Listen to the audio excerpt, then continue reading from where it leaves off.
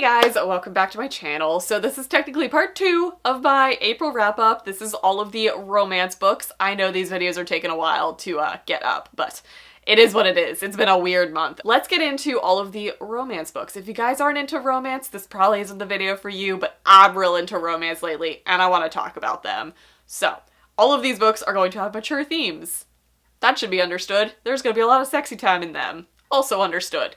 So, I'm going to format this in a very different way from what I've been trying to do. Instead of going through them in order that I liked them, which I've been doing and that works out really well, it's kind of hard to do that because I'm binging through authors right now, or I'm binging through series, and I want to talk about all of the books that I'm reading together, and I may have rated them differently.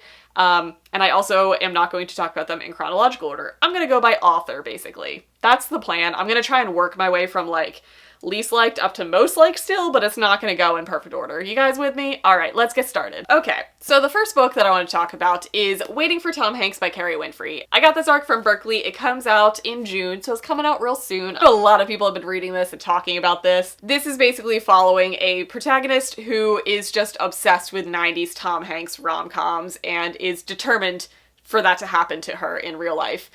And it kind of takes place on like a movie set, and you kind of know where the story is going. So I gave this 3 stars. It was okay.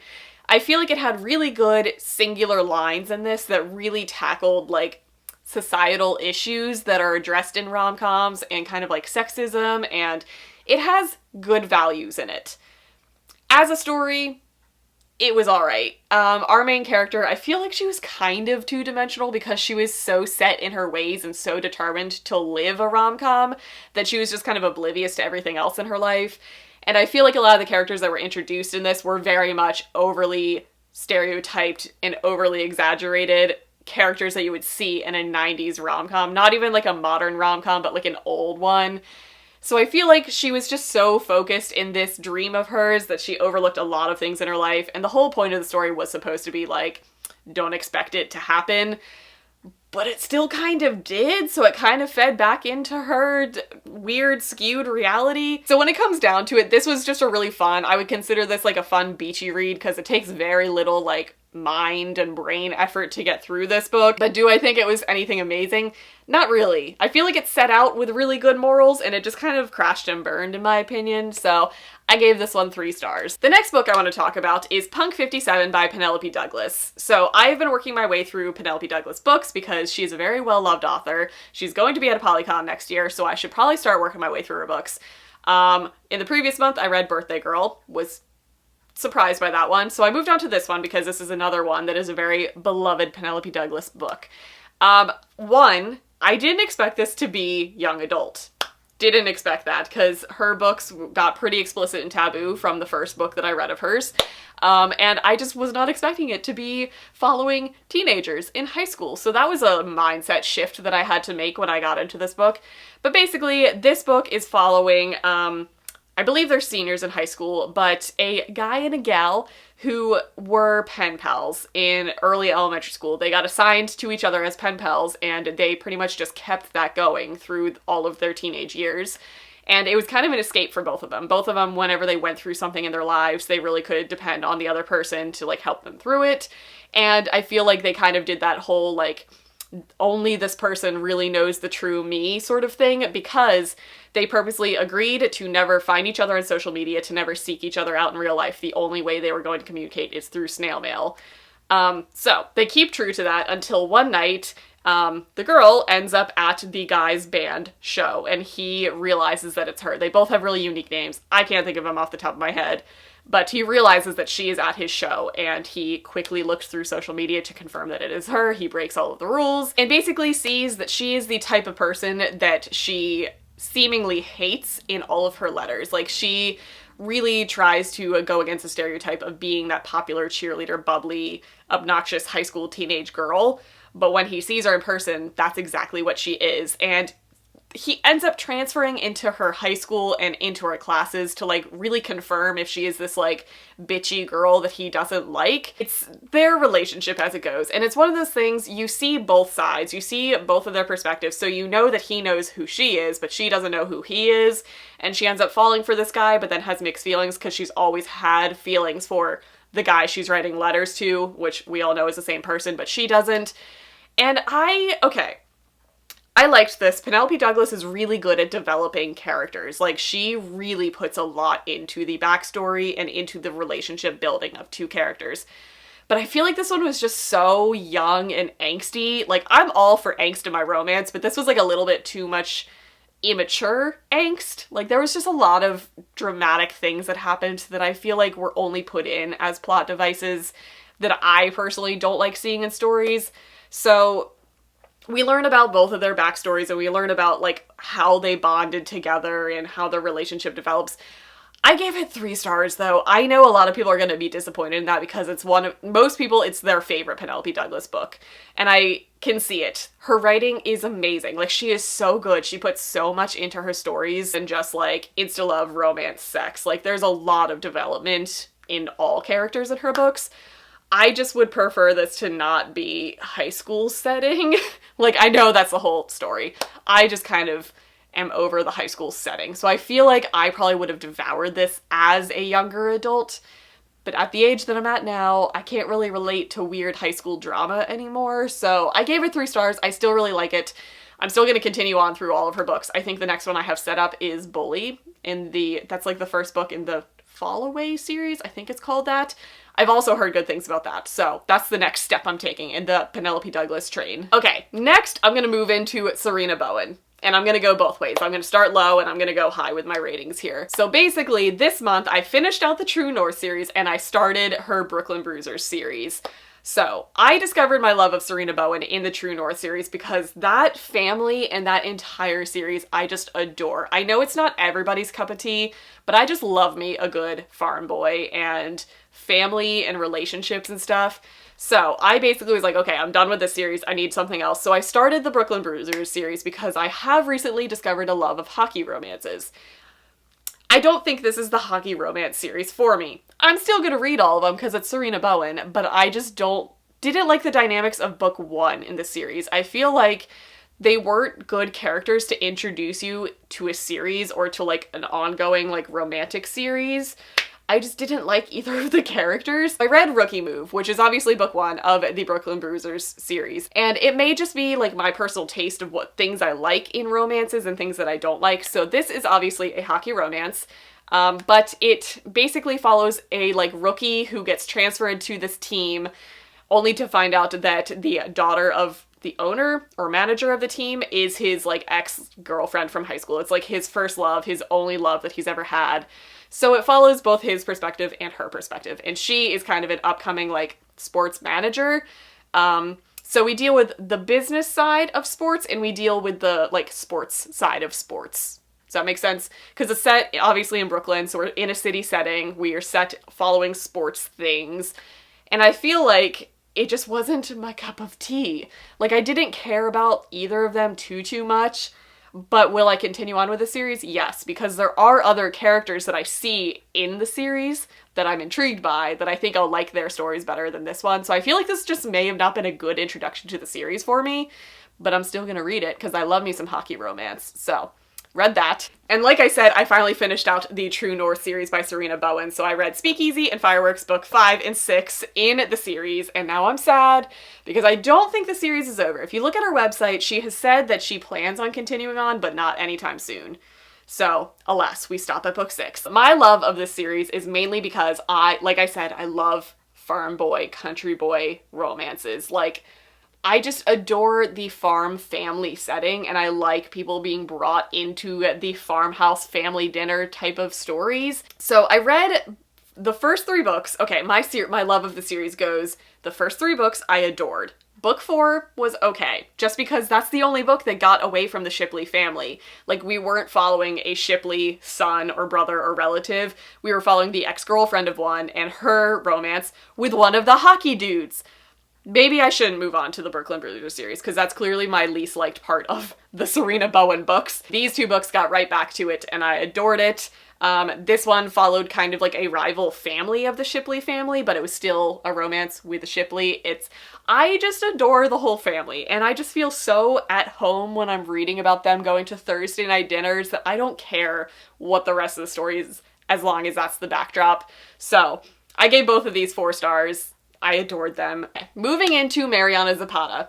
I just recently discovered my love of her books. I have read 3 of them so far. I'm going to talk about 2 of them in this video. The 3rd one will go in my May wrap up because I finished it in May. So the first book that I ever tried from her was From Lukov with Love, and I loved it so much. I gave it 4 stars. Honestly, it's like close to a 4.5 to 5. I enjoyed myself the entire time I was reading it. So, like I said, I am starting to dabble into sports romances, and this is kind of a different sports romance. It's not like team sport or anything. This is following figure skating. I know, I didn't think figure skating could really be that sexy. It can be. Who knew? So this is basically following our protagonist who got dumped by her partner a couple years ago and is trying to like reestablish herself as a solo skater, like a single skater. I don't know figure skating terms. She is just kind of lost with where she is in her career because she's getting older and she doesn't really know what to do. When we enter Lukov. Lukov is a very pompous, very well-established doubles figure skater who is looking for a new partner, and obviously they end up together. Who saw that coming? Everybody. But I adored Lukov. Lukov is like the epitome of like the kind of douchey, cocky, obnoxious guy, but not one-dimensional in any way. He was like playful. I loved him. He was so well developed. He basically comes from money. He's this Russian figure skater who owns the skating rink that our main protagonist has skated in her entire life. So like he comes from money. He's very pompous because he's the best in the world and he's going to make her the best in the world by skating with her. But as their relationship progresses and as they're like, as they practice together, the like sexual tensions start building. Okay, so Mariana Zapata is known as the queen of the slow burn romance, and I understand it now. Oh my god. It's such a slow burn, but it is so worth it. Like, her books are really long, and we set up the tension from page 1, and it just builds and builds and builds, and it's so worth it towards the end. But I loved their relationship the entire way through the book. Like, there were scenes that I was genuinely laughing out loud in public while I was listening to it. There were scenes that I was, like, heartbroken for them. It was just so well developed. I loved it. So I gave this like 4.5 stars. I just devoured it so quickly. I loved it so much. So from there, I went to The Wall of Winnipeg and Me because that's another really well-loved Mariana Zapata book. I didn't love this one. So this is a football romance. Maybe I'm not into football romances, who knows? This is the first one that I've tried. But this, again, is a very slow burn romance. Like I said, she's very good at that, and I feel like that sticks true in this book. But basically, this is following, I think his name was Aaron, a star football player where his entire life he has been in the spotlight and his entire life is training and playing football. That's all he knows. And it follows him in his relationship with essentially his housekeeper. When she basically comes to terms with the fact that she is sick of putting up with him being a douchebag to her and treating her like trash, she quits. And he doesn't know how to function without her, so he basically begs her to come back, and there is kind of a fake marriage involved in this story as well, so it fits like the fake dating trope or fake relationship trope that builds into a real relationship, obviously. But so I loved her. She was such an awesome, strong female protagonist in a romance book. Like, she stuck to her values. She didn't let him walk all over her. She had her dreams and she followed them. He, on the other hand, was so boring. Like, I like the male interest in a romance to be actually entertaining and sexy, and whether he's like a douchebag or like cocky, at least maybe he has a reason for being that way. He's usually intelligent, he knows how to run a business, but this guy, he's a star football player, but my issue with him was he almost felt like subhuman to me. Like, he legitimately didn't know how to human. Like, he didn't know how to take care of himself. He's always had, like, housekeepers that cooked and cleaned for him. But beyond that, he legitimately didn't know how to talk to people. Like, there was very little dialogue in this book because he genuinely didn't know how to hold a conversation. And he genuinely didn't know how to read social cues or how to interact as an adult. Like, he's an adult. He should know how to talk to people by now, and he just can't.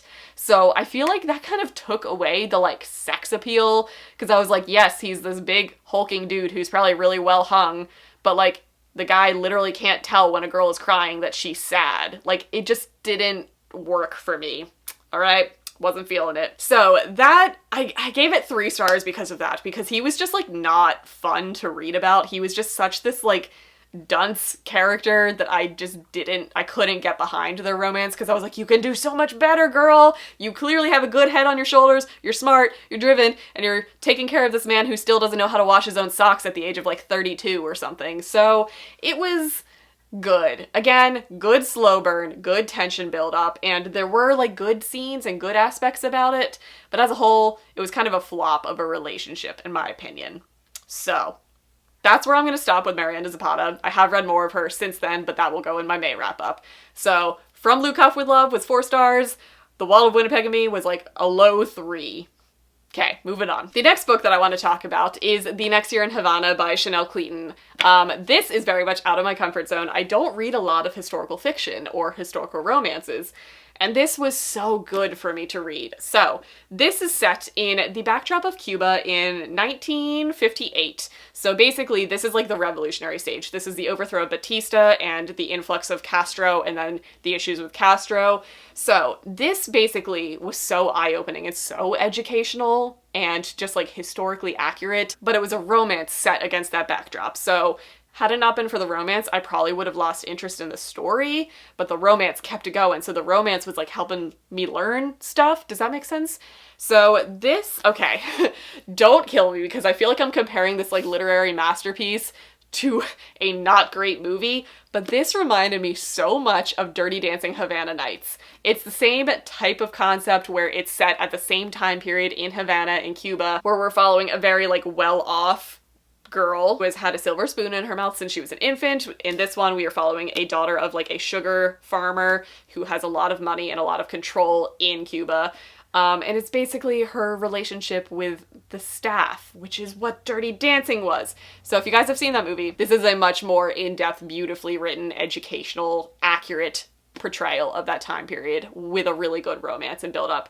So I gave this 4 stars. I definitely am going to continue on to the sequel/companion novel that just came out, because I do have that, but I'm so glad that I read this because I feel like I learned so dang much about Cuba and the history of all of the things that are happening in Cuba still. So I enjoyed this immensely. Okay, and the last 2 books that I want to talk about are the best 2 books. One is a romance, and one I'm not considering a romance, but it still falls in the extreme mature audience has romance in its stage. I'll get to that one last because that's honestly like the best thing that I read all month. It was so freaking good. That being said, I'm going out of order with this series. So I read Long Shot and Block Shot by Kennedy Ryan this month because we all know how in love with Kennedy Ryan I am. She is just like my new favorite author and I just adore her to pieces. So I'm gonna go backwards. I'm gonna talk about Block Shot first. That's actually book 2 of the like series, but they're all kind of standalone companion stories. So this one is more of a romance. So this book is definitely more of a romance than the first book in this series. So I want to talk about this one first because it's slightly lighter and I didn't love it as hard as I loved Long Shot. So Block Shot follows Banner and Jared, who have history. They met in college. He has always been attracted to her and she has always been somewhat insecure, even though she is incredibly intelligent and incredibly powerful as a woman. But back in college, she had some serious insecurities about her weight, and that is something that I loved being represented in this book. Our main character has issues and insecurities about being overweight in a very overly sexualized field and market that she works in the sports world. Everybody's in good shape in the sports world. So it follows her and her experiences with him after they got into a kerfuffle during college and she never forgave him for something that he did in college. But years later, they end up meeting back up through the sports world. And he is just as cocky as ever, and he is still just as in love with her as ever. And she has kind of come really, really far. She's extremely intelligent. She knows her shit, and she works her ass off, and she is just a really powerful woman. And he has always seen that in her, and she is finally embracing it in herself. And it is just so swoony. Like, Jared is the perfect mix of the like cocky douchebag jock character, but because you're seeing inside of his head, you're seeing how much he values women's morals, and he sees so much more in Banner than her physically. It was just, he's like the epitome of like the book boyfriend that you look for, where like he's built, he's probably really good in bed, but he's made some mistakes, he's learned from his mistakes, and he knows how to treat a woman. And the entire time I was just like, whew, okay. So there are some good smexy times in this book. There's some really good dialogue of very controversial things that happen in today's society. I adored it. I gave it 4 stars. So going back to the first book of this series, I want to talk about Long Shot last because this is the one that has lingered with me the longest. This book, I'm only including it in this video because it's a romance author. It's an indie romance author, but this is not a romance. This is a very, very heavy and dark and disturbing story about domestic abuse. And it was so harrowing to read. This is one of the darkest stories I've ever read. And you guys know that I read a lot of dark shit. And this one I had to put down at times because it was too intense for me. So, content warnings for this: rape, attempted rape, stalking, abuse, physical, emotional, all of the abuses, entrapment, just all of the heavy things that come from domestic abuse are in this book.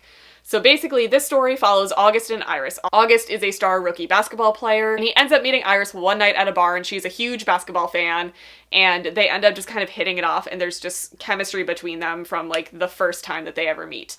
And that's the only meeting that they have. And then we find out that Iris is in a relationship with essentially August's rival player on an opposite team. But she's not really feeling it, and she's starting to realize that she has feelings for August, and she is kind of planning on leaving her current boyfriend when she gets pregnant by him. So she makes the decision to stay, and this is where all of the abuse comes in. It gets really heavy, really dark, so if these things are triggering to you, definitely don't read this. I've never read more graphic rape scenes than I have in this book, and that includes all of the books that I've talked about in the past recently. This is the most graphic depiction of sexual abuse that I've ever seen in a relationship, so please take that with a grain of salt when I talk about this book.